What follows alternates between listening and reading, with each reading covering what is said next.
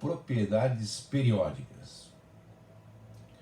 As propriedades periódicas têm como característica um gráfico que parece um eletrocardiograma. Aumenta e diminui conforme o período e avança os números atômicos. Toda propriedade periódica é um gráfico em função do número atômico. A primeira propriedade periódica é chamada raio atômico. É o tamanho do átomo. O raio atômico dos elementos é uma propriedade periódica porque seus valores só variam periodicamente, ou seja, aumenta e diminui seguidamente com o aumento do número atômico, como o gráfico visto anteriormente. O que significa o raio atômico? É a metade da distância mínima entre os dois átomos, como aparece na gravura abaixo.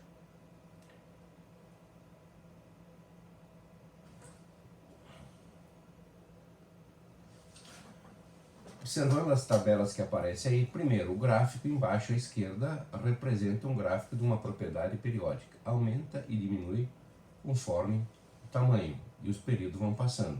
Então, um gráfico que parece um eletrocardiograma. Na tabela à direita, mostra as esferas representam o tamanho do raio atômico. E o elemento de maior raio atômico é o frâncio. Então, os elementos numa tabela periódica de maior raio atômico estão na parte inferior e à esquerda da tabela periódica. Significa, a tabelinha resume a primeira, em que num grupo, ou seja, numa coluna vertical, o raio atômico aumenta de cima para baixo. E num período, a linha horizontal, da direita para a esquerda, rumando para o elemento químico frâncio. Como vocês estão vendo aqui.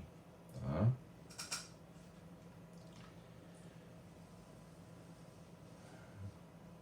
Tamanho do átomo em relação ao íon. Observem aqui no primeiro exemplo que o alumínio tem 2, 8 e 3 a distribuição eletrônica. A tendência do alumínio é perder elétrons. Se ele perde elétrons, ele vai se transformar num íon. Vai ficar com uma camada a menos. Ficar com 2 camadas apenas. Isso significa que o tamanho do cátion é menor que o tamanho do seu átomo, pois perdeu uma camada. No segundo exemplo, para um átomo que ganha elétrons, a tendência do átomo de enxofre é receber 2 elétrons nessa última camada. Quando ele recebe 2 elétrons, ele ficará com 8 elétrons na última camada. Em termos de camada, átomo e ânion têm o mesmo número de camadas, porém, o ânion tem maior número de elétrons.